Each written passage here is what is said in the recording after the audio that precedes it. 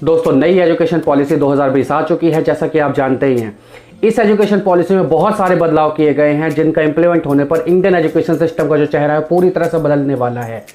Students के बारे में क्या क्या है इस पॉलिसी में, इसकी बात हम पिछली वीडियो में कर चुके हैं। इसका लिंक आपको यहाँ पर आई बटन पर मिल जाएगा और साथ ही साथ इसका लिंक मैं आपको यहाँ पर डिस्क्रिप्शन में भी दे देता हूँ।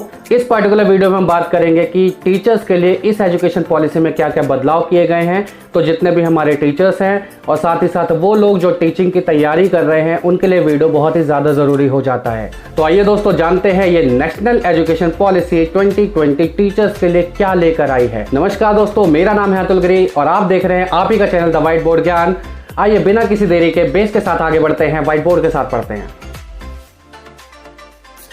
दोस्तों, भारतीय समाज में बच्चों के भविष्य को लेकर माँ बाप के सपने कुछ लेवल्स में डिसाइडेड हैं। जैसे सबसे पहला लेवल है कि 10th क्लास में अगर बच्चा बहुत अच्छे मार्क्स लेकर आ गया है और साथ ही साथ उसका मैथ्स भी बहुत अच्छा है, तो उस कंडीशन में भारतीय समाज क्या सोचता है कि इस बच्चे को साइंस दिला दी जाए, PCM दिला दी जाए, उसके बाद इस बच्चे से IIT की और इंजीनियरिंग की तैयारी कराई जाए। सेकेंड लेवल है, अगर बच्चा 10th में मार्क्स अच्छे लेकर आया है लेकिन उसका जो मैथ्स है वो थोड़ा कमज़ोर है, तो उस कंडीशन में उसको फिजिक्स, केमिस्ट्री, बायोलॉजी के सब्जेक्ट दिलाकर उसको मेडिकल की प्रिपरेशन कराई जाती है, MBBS की प्रिपरेशन कराई जाती है।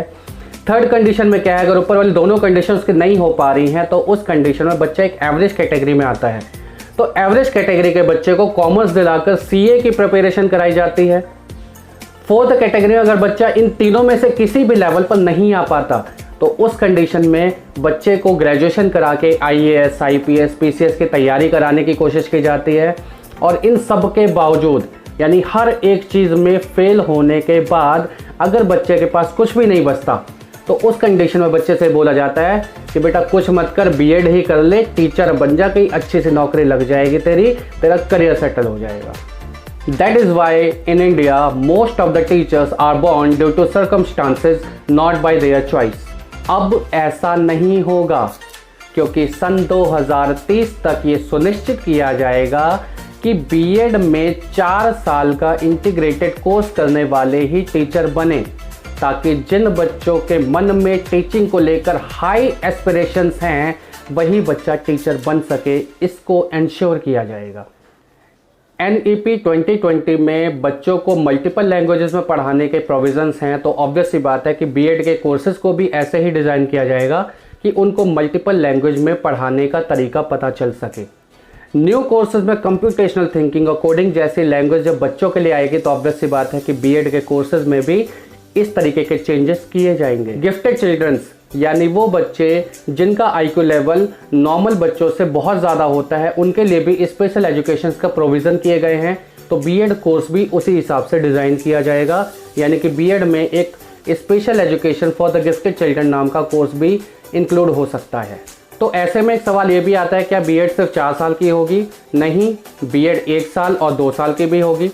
2 साल की BEd वो बच्चा करेगा जिसने 3 साल की ग्रेजुएशन कर रखी है, और 1 साल की BEd उस बच्चे के लिए वैलिड होगी जो 4 साल का इंटीग्रेटेड ग्रेजुएशन का कोर्स किया हुआ है। 1 साल और 2 साल की BEd वालों को इनके सब्जेक्ट्स के हिसाब से, मीन्स इन्होंने अंडर ग्रेजुएट में और पोस्ट ग्रेजुएशन में कौन कौन सब्जेक्ट ले रखे थे, उनके हिसाब से इनको सब्जेक्ट टीचर्स के तर्ज पर इन्हें हायर किया जाएगा। पहले TET 2 पार्ट्स में था, पार्ट 1 और पार्ट 2। अब क्योंकि स्ट्रक्चर आपका चेंज हो गया है, यानी 5+3+3+4 हो चुका है, तो ऐसी कंडीशन में जो TET होगा वो भी फाउंडेशन, प्रिपरेटरी, मिडिल और सेकेंडरी के हिसाब से चेंज होने वाला है।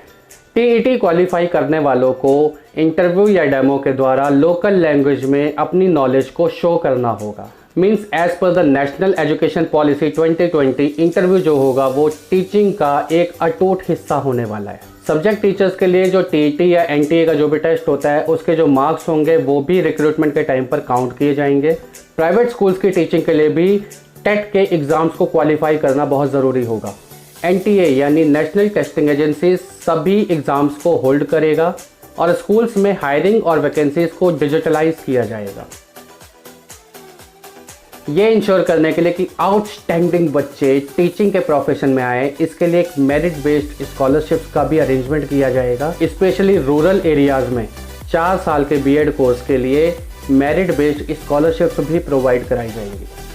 स्पेशल स्कॉलरशिप प्रोग्राम में ये भी सुनिश्चित किया जाएगा कि रूरल एरिया में बीएड करने वाले बच्चों को उन्हीं के एरिया में जॉब करने का मौका मिले, ताकि वहाँ के लोकल बच्चों के लिए ये एक रोल मॉडल बन सकें जो कि हाईली क्वालिफाइड टीचर है और उनकी लोकल लैंग्वेज में बात करता है।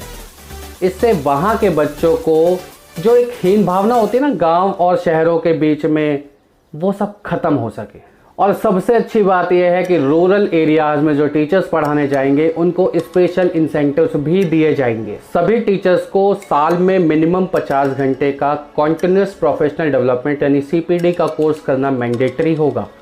जॉब करने का टाइम पीरियड, उसका प्रमोशन और उसका सैलरी स्ट्रक्चर मेरिट बेस्ड पर डिसाइड किया जाएगा। और इस मेरिट के लिए जो सिस्टम ऑफ असेसमेंट होगा वो हर एक स्टेट अपने हिसाब से अपने पैरामीटर्स डेवलप करेगी, जिसमें पीयर रिव्यूज़, अटेंडेंस, कमिटमेंट और आवर्स ऑफ CPD ये सब चीज़ें इंक्लूड की जाएंगी। दोस्तों NCTE यानी national council for teacher education एक कॉमन गाइडिंग सेट तैयार करेगा जिसका नाम होगा NPST यानी national professional standards for teacher, जो कि 2022 तक इनको डेवलप करना है। इसमें जो प्रोफेशनल स्टैंडर्ड्स हैं वो हर 10 साल में रिव्यू किए जाएंगे और जो भी चेंजेस हो सकते हैं, जो चेंजेस मैंडेटरी हैं, उनको तुरंत ही उसको इम्प्लाई किया जाएगा। टीचर्स ट्रांसफर्स को हॉल्ट किया जाएगा। बहुत ही ज़्यादा स्पेशल सर्कमस्टांसेस में टीचर्स को ट्रांसफ़र किया जाएगा और ये जो ट्रांसफ़र्स होंगे ये भी ऑनलाइन किए जाएंगे।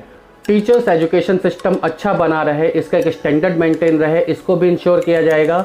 तो ऐसे में जितने भी लो परफॉर्मिंग जो भी इंस्टीट्यूट्स होंगे या फिर ऐसे इंस्टीट्यूट्स होंगे जिनका स्टैंडर्ड बहुत ही लो है, तो उस कंडीशन में उन पर स्ट्रिक्ट एक्शन लिया जाएगा, जिसके अंदर उनको शट डाउन भी किया जा सकता है। तो दोस्तों बहुत बड़े बड़े और अहम बदलाव किए गए हैं जिनका इम्प्लीमेंट होने पर रियल टीचिंग एस्पिरेंट्स को बहुत ही आसानी होने वाली है। यानी वो लोग जो टीचिंग की जॉब की तैयारी कर रहे हैं, जो सच में चाहते हैं कि वो टीचर्स बने, उनके लिए ये जो रास्ता है बहुत ही ज़्यादा सिंपल कर दिया है भारत की सरकार ने।